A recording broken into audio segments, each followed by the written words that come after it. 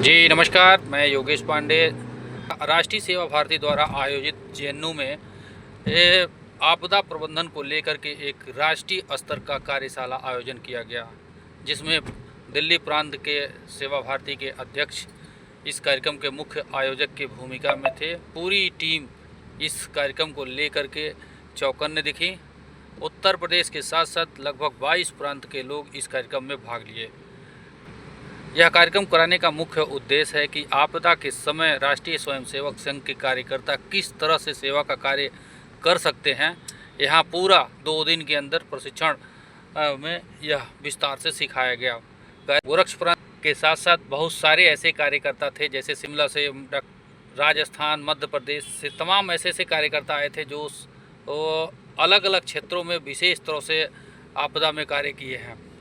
क्या कुछ हुआ, आपको इस वीडियो के माध्यम से आपको दिखाने की कोशिश कर रहा हूँ।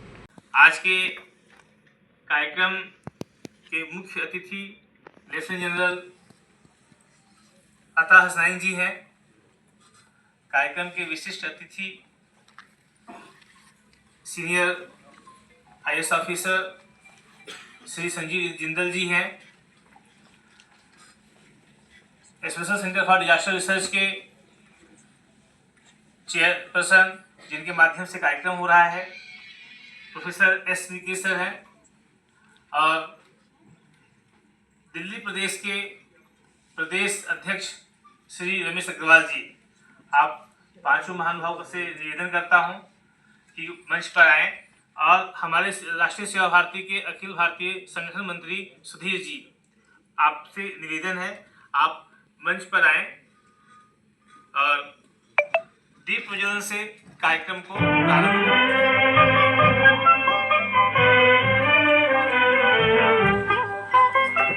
अगर सजिश का अंग जले दूसरी है, अगर सजिश और हम जब मुस्कुरा के ताली बजाते हैं तो उसमें और वाइब्रेशन आता है। अब हम संजीव जिंदल जी को सम्मानित करेंगे। तो सूरजों को अपना प्रकाश दे, धर्म है जिसका भगवत गीता,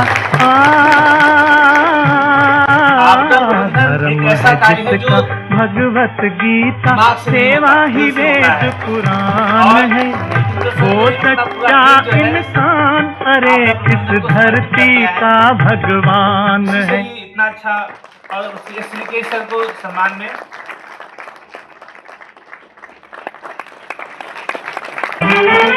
अब हम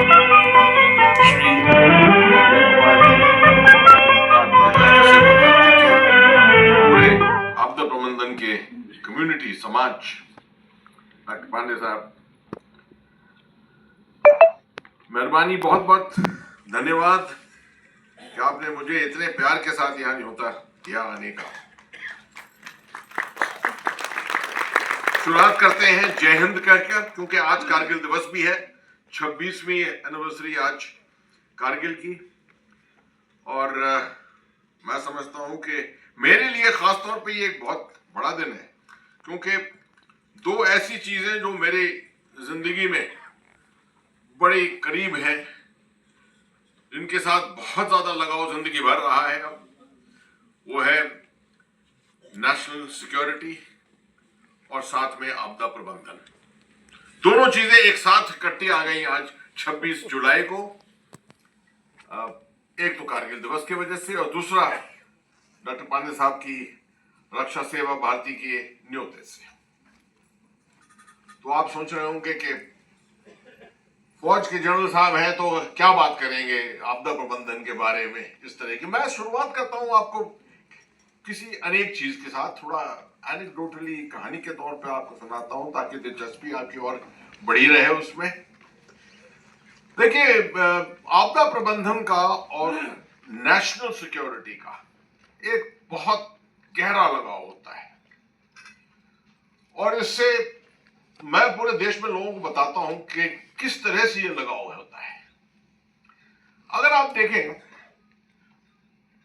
1970 में सब कहते हैं कि ईस्ट पाकिस्तान की लड़ाई जो है वो 71 में हुई, मार्च से शुरू हुआ जबकि पूरा ईस्ट पाकिस्तान के कम्युनिटी जो है, जितने मजमा जो था वो सब उसने रिवोल्ट किया, वहां से शुरुआत हुई। और फिर भारत जब लड़ाई छिड़ी तो फिर भारत वहां पर जीता लड़ाई को और बांग्लादेश बना।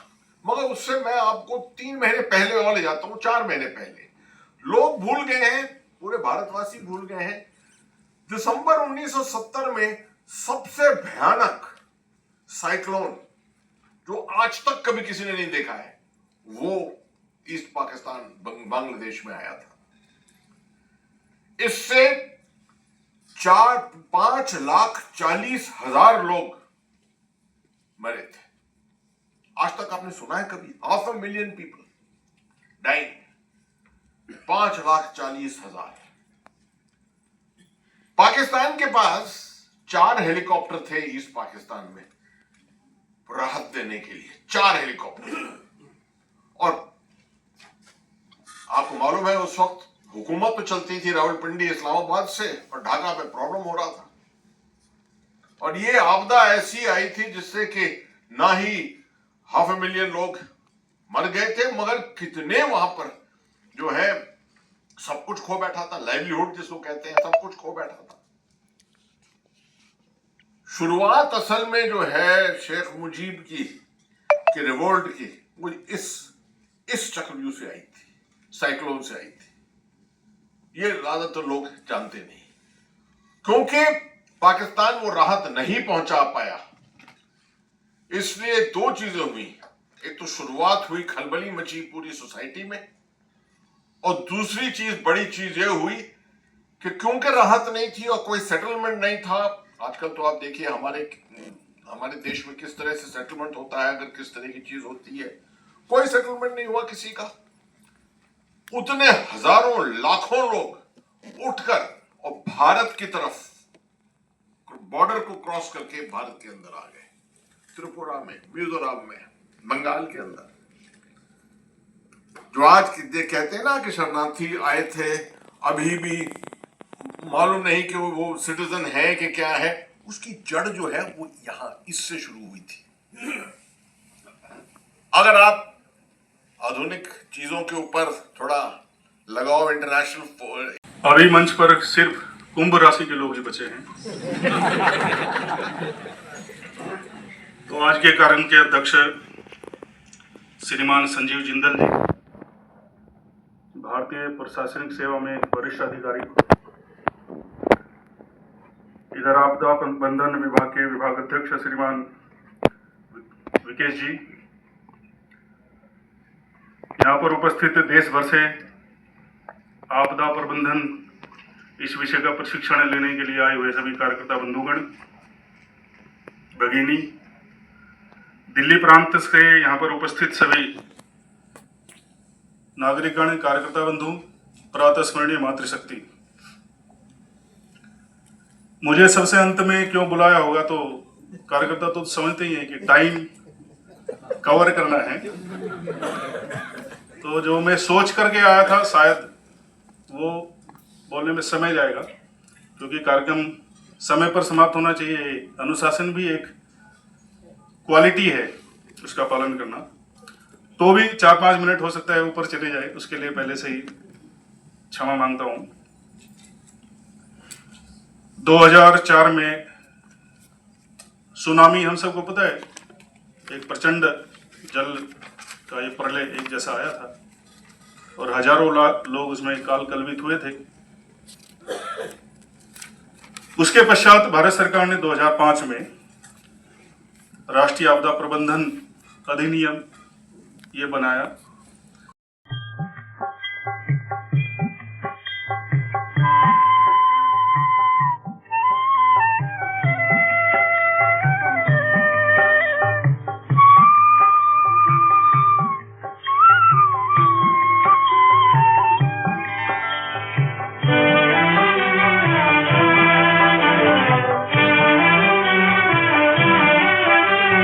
नदियाँ न पिए कभी अपना जल, वृक्ष न खाए कभी अपने फल। नदियाँ न पिए कभी अपना जल, वृक्ष न खाए कभी अपने